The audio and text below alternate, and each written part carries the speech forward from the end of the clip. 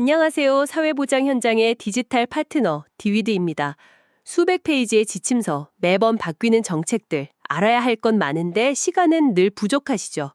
그래서 준비했습니다. 슬기로울 정책 생활. 이번 시간에는 복지 전달 체계 최후의 보루, 희망복지지원단의 26년도 지침에 대해 심층 학습하겠습니다. 여섯 번째 주제는 사업 운영입니다. 운전 중에 혹은 서류 정리 중에 가볍게 들어보세요. 지금 시작합니다. 네, 반갑습니다. 지금 이 시간에도 듀얼 모니터 한쪽에는 끝없는 엑셀 창 띄워두고 언제 울릴지 모르는 민원 전화에 촉각을 곤두세우고 계실 담당자님들 정말 고생이 많으십니다. 정말 현장은 매일매일이 전쟁터죠. 맞아요. 매일 쏟아지는 복잡한 사례들 속에서 내가 여기서 뭘 더 어떻게 해야 하나? 이런 막막함 분명 느껴보셨을 겁니다. 그렇죠. 누구나 한 번쯤은 벽에 부딪히는 느낌을 받거든요. 그래서 오늘 저희가 파헤쳐볼 2026년 지침이 중요합니다. 이게 단순한 서류 뭉치가 아니라 중앙정부가 현장에 내려보낸 일종의 생존 키트와 같더라고요. 아주 정확한 표현입니다. 생존 키트. 네, 그중에서도 첫 번째로 눈에 띄는 변화가 바로 담당자들을 위한 교육 지원의 전면적인 개편입니다. 그냥 의무 시간 채우는 그런 교육이 아니던데요. 네, 지침의 행간을 꼼꼼히 읽어보면 그 의도가 아주 명확하게 보입니다.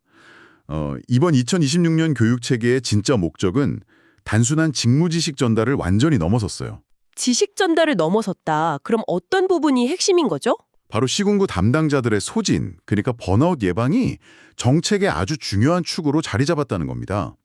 규정을 보면 통합사례관리사 1인당 연 4회 이상의 교육을 필수로 이수하도록 명시하고 있거든요. 연 4회 필수요.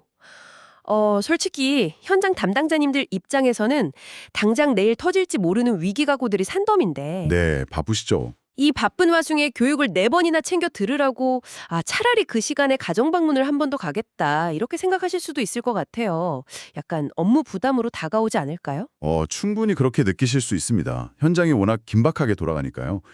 하지만 그 교육의 구성을 하나하나 뜯어보면 왜 이게 의무이자 필수적인 보호장치인지 고개를 끄덕이실 겁니다. 오, 보호장치요? 구체적으로 어떻게 구성되어 있길래요? 일단 매년 1회 그 개인정보 보호 교육은 대상자의 가장 민감한 치부를 다루는 직무 특성상 절대 파협할 수 없는 기본 전제 조건이고요. 그건 당연하죠. 필수 중에 필수니까요. 네, 그리고 더 중요한 건 경력 연차에 따라 아주 정교하게 쪼개진 의무 교육 트랙입니다. 연차별로 다르다는 거군요. 맞습니다. 신규 진입자는 한국보건복지인재원, 즉 KOHI의 기본 과정을 통해서 공공실천과로서의 뼈대를 세우게 되고요. 5년 이내의 경력자는 심화 과정을 반드시 거치도록 설계되어 있습니다. 예전처럼 연차 상관없이 대강당에 다 같이 모아놓고 일괄적으로 뻔한 교육하던 방식에서 완전히 탈피한 거네요. 그렇죠. 맞춤형으로 가는 거죠. 제가 그 심화 과정 상세 라인업을 쭉 보니까요. 확실히 분위기가 다르더라고요. 그냥 서류 작성법 이런 걸 가르치는 게 아니었어요. 네, 현장에서 진짜 필요한 걸 다루죠. 맞아요. 현장 담당자들이 가장 두려워하고 대처하기 막막해하는 특정 사례들에 집중하고 있더라고요. 특히 눈에 띄는 게 사회적 고립 그리고 자살 위기 대응 과정이었습니다. 아주 핵심을 잘 짚으셨습니다. 요즘 현장에서 가장 대처하기 힘든 고난도 사례들이죠. 그런데 이게 3월부터 10월까지 시기별로 대면 교육으로 촘촘하게 짜여 있던데 굳이 이런 무거운 주제들을 대면으로 그것도 이렇게 길게 편성한 특별한 이유가 있을까요? 아주 예리한 질문이신데요. 현장 담당자님들, 문 꼭꼭 걸어 잠근 고립가구나 당장 자살 위기에 놓인 대상자를 직접 대면했을 때 그 순간 받는 심리적 충격과 압박감이 정말 상상을 초월합니다. 생각만 해도 숨이 막히죠. 혼자 감당하기 너무 벅찰 것 같아요. 그렇죠. 이런 고난도 사례는 모니터 너머로 보는 인터넷 강의 이론만으로는 절대 대처법을 체화할 수가 없습니다. 그래서 굳이 대면 교육을 고집하는 거군요. 네. 대면 교육을 고집하는 진짜 이유는 비슷한 딜레마를 겪고 있는 타 지역 담당자들과 한자리에 모이라는 겁니다. 모여서 실패 사례도 공유하고 서로의 트라우마를 나누면서 연대감을 형성하라는 깊은 뜻이 담겨 있어요. 고립된 대상자를 구하기 위해 담당자 본인부터 행정의 고립에서 벗어나라. 이런 무언의 메시지네요. 정확합니다. 본인이 무너지면 안 되니까요. 담당자의 고립을 막는다. 정말 감동적인 포인트인데요. 하지만 또 현실적인 장벽을 무시할 수는 없잖아요. 교역 취지가 아무리 좋아도 2박 3일씩 자리를 비우면 내 구역 업무는 마비가 될 텐데요. 네, 인력이 늘 부족한 게 현실이죠. 발만 동동 구르실 담당자님들을 위한 보완책도 지침에 포함되어 있으니까? 다행히 그 부분에 대한 안전장치도 탄탄하게 마련되어 있습니다. 물리적으로 자리를 비우기 힘든 분들을 위해서 한국사회보장정보원의 이러닝 시스템이 대폭 강화됐거든요. 오, 온라인 시스템이요? 네, 행복이음 같은 전산 시스템 활용법이나 실무 첫걸음 과정은 언제든 책상에서 수강할 수 있습니다. 책상에서 틈틈이 들을 수 있겠네요. 그리고 여기서 진짜 주목하셔야 할 게 하나 있습니다. 매월 넷째 주 수요일마다 비대면으로 열리는 월간 사례마루 라이브라는 게 있어요. 월간 사례마루 라이브요? 이름부터 뭔가 생동감이 넘치는데요. 네, 전국 어디서든 접속해서 실시간으로 전문가의 조언을 듣고 질의응답을 할 수 있는 아주 효율적인 소통 채널입니다. 굳이 출장 가지 않아도 현장의 답답함을 해소할 수 있는 거죠. 와, 그거 정말 유용하겠네요. 그리고 제가 지침 꼼꼼히 살피면서 개인적으로 가장 반가웠던 항목이 하나 있었습니다. 어떤 부분이었나요? 바로 담당자의 심리, 정서 지원 항목이었습니다. 소진 예방 교육뿐만 아니라 개별 맞춤형 심리 상담까지 지침에 딱 명시가 되어 있더라고요. 아, 그 부분 정말 중요하죠. 매일 타인의 상처만 보듬고 온갖 악성 민원에 시달리면서 정작 자기 마음은 돌보지 못했던 우리 담당자님들한테 국가가 당신의 마음 건강도 우리가 관리해야 할 중요한 자산이다. 이렇게 선언해 주는 것 같아서 너무 든든했습니다. 정말 좋은 지적이십니다. 돌보는 사람이 무너지면 사회 안전망 전체가 도미노처럼 무너집니다. 이 교육과 지원 체계는 단순한 의무 부과가 아니에요. 현장에서 온몸으로 부딪히는 담당자님들을 보호하기 위한 최소한의 방탄조끼라고 이해하시면 딱 맞습니다. 방탄조끼? 정말 와닿는 비유네요. 자, 그런데요. 이렇게 교육받고 상담받고 단단히 무장한다고 쳐도 막상 현장이라는 전쟁터에 나가면 교과서대로 흘러가지 않는 게 다반사잖아요. 어휴, 현장은 교과서랑 완전 다르죠. 상상 초월입니다. 찌가 밀려옵니다. 천장까지 쓰레기가 꽉꽉 쌓인 저장감박증 가구예요. 아, 벌써부터 쉽지 않네요. 그런데 이야기를 들어보니까 이분들 수천만 원의 악성 부채로 신용불량 상태고요. 집주인하고는 명도 소송이 진행 중이에요. 엎친 데 덮친 격이군요. 네, 거기다가 엎친 데 덮친 격으로 가족 간의 복잡한 폭력 사태까지 얽혀 있습니다. 솔직히 이럴 땐 어디서부터 손을 대야 할지 머리가 새하얘지지 않겠습니까? 베테랑들도 이런 복합 사례를 만나면 막막해집니다. 이럴 때 누를 수 있는 현장의 SOS 버튼이 바로 이번 지침에서 두 번째로 크게 강조된 온라인 기반 상식 컨설팅 제도입니다. 맞죠? 네, 맞습니다. 이 상식 컨설팅 제도는 복지 행정의 질적 도약을 보여주는 아주 중요한 지표라고 할 수 있어요. 질적 도약이요? 어떤 면에서 그런가요? 이 제도의 가장 핵심적인 가치는 바로 지역 간 사례 관리 편차의 완전한 해소에 있습니다. 아, 지역 간 격차요. 확실히 인프라 차이가 크긴 하죠. 네, 인프라가 빵빵한 수도권 대도시랑 당장 도움 청할 민간 복지관 하나 찾기 힘든 농어촌 읍면동은 동원할 수 있는 전문가 풀 자체가 아예 비교가 안 되거든요. 그렇죠. 농어촌에서는 전문가 찾기가 하늘의 별 따기잖아요. 그런데 희망이음 소통 플랫폼을 활용하는 순간 이 물리적 격차가 0으로 수렴합니다. 가장 외딴 지역에 있는 담당자라도 클릭 몇 번이면 대한민국 최고 수준의 분야별 전문가에게 밀착 슈퍼비전을 받을 수 있게 된 겁니다. 클릭 몇 번으로 최고 전문가를 만난다? 제가 보니까 6개 분야로 아주 잘게 쪼개져 있는 전문가 라인업이 특히 인상적이었습니다. 네, 아주 세분화되어 있죠. 아까 제가 말씀드린 그 복합 위기 가구를 예로 들면요.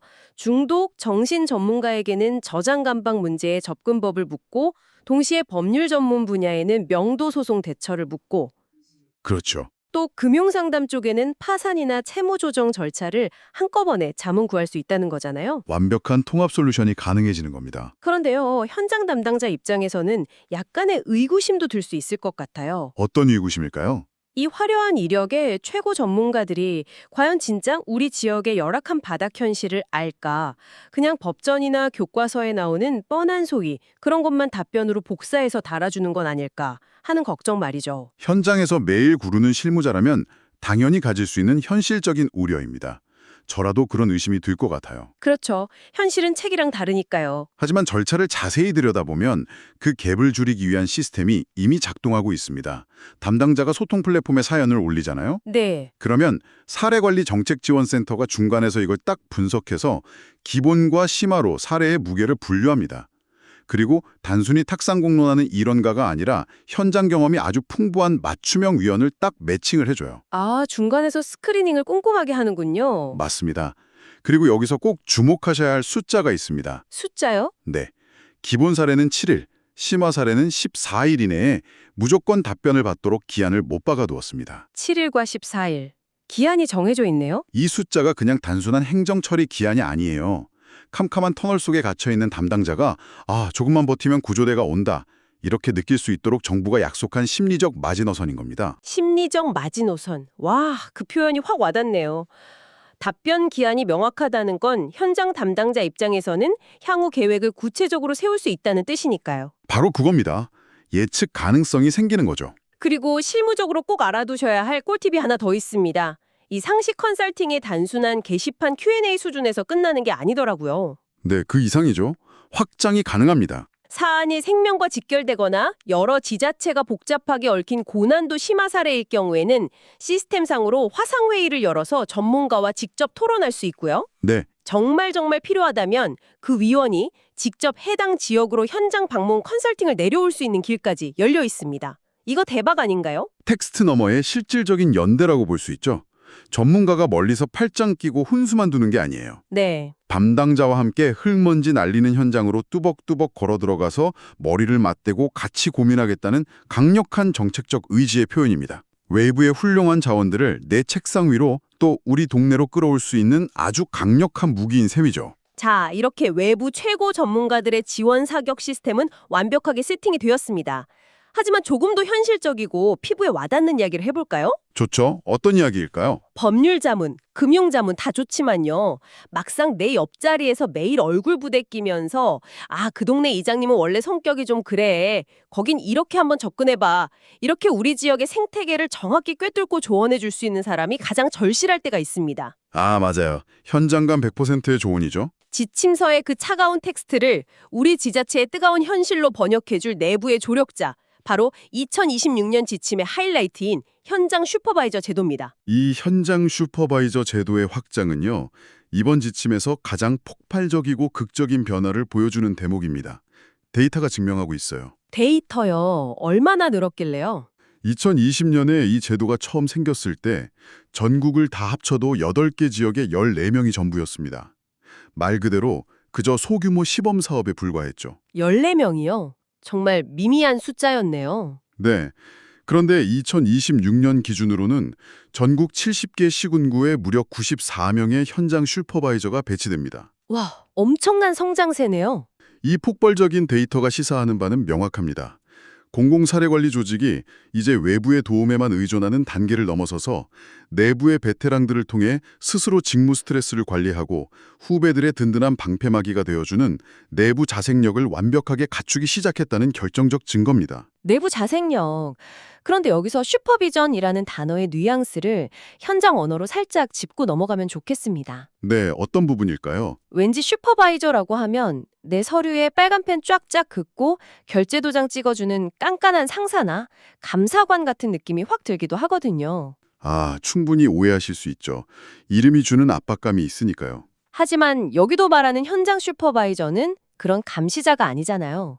꽉 막힌 사례의 돌파구를 같이 찾아주는 내비게이션이자 멘탈이 붕괴된 후배의 마음을 꽉 잡아주는 페이스메이커에 가깝다고 봐야겠죠. 아주 정확한 비유입니다. 통제하고 지시하는 수직적인 리더가 절대 아닙니다. 현장의 눈물과 땀, 그 경험을 나누는 수평적 멘토입니다. 수평적 멘토. 좋네요? 그래서 아무나 이 자리에 앉을 수 없도록 아주 깐깐한 자격 기준을 둔 겁니다. 최소 5년 이상을 통합 사례관리사로 근속하면서 산전수전을 다 겪은 베테랑이어야 합니다. 5년 이상이요? 불가피한 예외도 있나요? 정말 인력이 부족한 불가피한 경우에만 최소 3년 경력을 인정해주죠. 그런데 그냥 시간만 채웠다고 되는 것도 아닙니다. 또 무슨 관문이 있나요? 앞서 말씀드린 한국보건복지인재원의 지본, 싱화, 그리고 슈퍼비전 역량 강화 과정까지 이 3단계의 혹독한 교육을 모두 마쳐야 비로소 자격이 주어집니다. 철저히 검증된 정예 요원들만 배치하겠다는 강력한 뜻입니다. 와, 그 정도면 진짜 지역복지계의 훈장 같은 자리네요. 그럼 이렇게 어렵게 선발된 엘리트 슈퍼바이저들은 어떻게 배치가 되나요? 지자체마다 인력 상황이 천차만별일 텐데요. 그래서 지자체의 사례관리사 정원 규모에 따라 과학적으로 배분되도록 지침에 명시되어 있습니다. 어떻게 나뉘나요? 팀 내 사례관리사가 4명에서 7명이면 슈퍼바이저 1명, 8명에서 12명이면 2명, 그리고 13명을 넘어가는 대형 조직에는 3명 이상을 촘촘하게 배치하도록 규정하고 있습니다. 아, 정원 비례로 가는군요. 합리적이네요. 그리고 이분들이 그냥 열정으로만 일하는 건 아니고요. 노고를 공식적으로 인정하기 위해 매월 20만 원의 역할급을 일할 개선해서 지급합니다. 이 매월 20만 원이라는 역할급도 상징하는 바가 크지만요. 제가 이 지침을 보면서 아, 이건 진짜다 하고 가장 크게 무릎을 쳤던 실무적인 핵심은 따로 있습니다. 오, 짐작이 가는데요? 바로 업무량 경감 조치입니다. 지침을 보면 슈퍼바이저가 후배들에게 월 4회 이상의 슈퍼비전을 제공하라고 되어 있어요. 네, 규정이 그렇죠. 그런데 담당자님들도 다 아시겠지만 자기 앞으로 할당된 사례 수습하기도 벅차서 매일 야근인데 도대체 언제 후배들 사례까지 월 4회씩이나 들여다보고 코칭을 합니까? 물리적으로 불가능하죠. 시간이 없으니까요. 예전 같으면 그냥 열정페이로 퉁치고 야근을 강요했겠죠. 하지만 이번 2026년 지침에는 중앙부처가 지자체를 향해 던지는 아주 강력한 권고가 들어 있습니다. 맞습니다. 그 부분이 바로 이 제도가 진짜로 작동할 수 있게 만드는 핵심 디테일입니다. 중앙부처는 각 지자체에 현장 슈퍼바이저의 담당 사례수를 평균 사례수의 30% 수준까지 경감하라고 아주 강력히 권고하고 있습니다. 30% 경감이요. 사실 공공기관에서 내 업무량을 30%나 줄여준다는 건 정말 파격 중에 파격 조치 아닙니까? 엄청난 파격이죠? 이건 그냥 말로만 후배들 잘 챙겨줘라 하는 말잔치가 아니에요. 진짜로 일할 수 있는 물리적 시간과 숨통을 제도적으로 확보해주겠다는 확실한 시그널이거든요. 정확합니다. 과거에 여러 멘토링 제도들이 흐지부지 실패했던 가장 큰 이유가 뭔지 아십니까? 시간이 없어서 아닐까요? 맞습니다. 기존 업무량은 그대로 둔 채 선배들에게 코칭이라는 무거운 짐만 하나 더 얹어주었기 때문입니다. 맞아요. 선배도 사람인데 자기 코가 석자잖아요. 결국 서로 바쁘다 보니까 메신저로 대충 남겨놔 이따 볼게 하다가 유야무야 되기 일쑤였죠. 30%의 여유를 준다는 것은 그 비워진 시간과 에너지를 온전히 동료와 후배들의 성장을 돕고 지역의 복지 생태계를 튼튼하게 다지는데 제대로 투자하라는 시스템적인 배려입니다. 진짜 든든하네요. 게다가 슈퍼바이저의 임기도 최소 2년 이상 보장하도록 해서 매년 담당자가 자꾸 바뀌어 멘토링의 맥이 끊기는 그런 고질적인 부작용도 완벽히 막았습니다. 오늘 저희가 쭉 살펴본 2026년 지침의 세 가지 축, 즉 교육 지원, 상시 컨설팅, 그리고 현장 슈퍼바이저 제도를 관통하는 아주 뚜렷한 철학이 느껴집니다. 더 이상 현장의 담당자들을 혼자서 모든 짐을 짊어진 고립된 영웅으로 방치하지 않겠다, 이거죠. 그렇습니다. 끊임없이 외부의 지식과 연결하고 전국의 최고 전문가 풀과 연결하고 또 내 옆자리의 베테랑 선배들과 연결해서 하나의 거대한 톱니바퀴처럼 맞물려 돌아가게 만드는 그야말로 시스템의 진화라고 부를 수 있습니다. 오늘 우리는 이렇게 담당자님들을 지켜내기 위한 완벽한 방패와 무기들에 대해 이야기했습니다. 교육, 온라인 전문가 컨설팅, 지역 내 베테랑 선배의 멘토링까지요. 네, 그런데 이쯤에서 한 걸음 더 나아가서 미래를 향한 아주 도발적인 질문을 청취자 여러분께 하나 던져보고 싶습니다. 최근에 행정 현장에도 챗 GPT 같은 AI가 정말 무서운 속도로 도입되고 있죠. 네, 체감 속도가 장난이 아닙니다. 불과 몇 년 뒤면 수백 페이지의 지침을 1초 만에 쫙 요약해주고 복잡하게 얽힌 신용불량 가구의 맞춤형 법률 해법을 AI가 완벽하게 제시하는 시대가 올 겁니다. 충분히 가능한 미래죠. 그렇다면 모든 지식과 해결책을 AI가 즉각적으로 제공하는 10년 뒤에도 현장 슈퍼바이저 같은 인간 선배의 슈퍼비전이 과연 필요할까요? 정말 깊이 생각해 볼 만한 도발적인 화두네요. 데이터 처리나 법률 해석은 AI가 인간을 압도하겠죠. 하지만 악취나는 쓰레기 더미 속에서 절망하고 있는 대상자의 굳게 닫힌 마음을 열고 또 그 험난한 과정에서 상처받은 동료 담당자의 눈물을 따뜻하게 닦아줄 수 있는 진정한 공감과 연대의 능력, 과연 그것까지 차가운 AI가 완벽하게 대체할 수 있을지 오늘 퇴근길에 차 안에서 한번 깊이 상상해 보시는 건 어떨까요? 네, 현장의 본질이 무엇인지 다시 한번 생각하게 만드는 질문입니다. 인간과 인간의 연결, 그 가치는 절대 사라지지 않을 거라고 믿습니다. 지금까지 오늘 정책의 핵심 포인트들을 짚어봤습니다. 업무에 작은 도움이 되셨나요?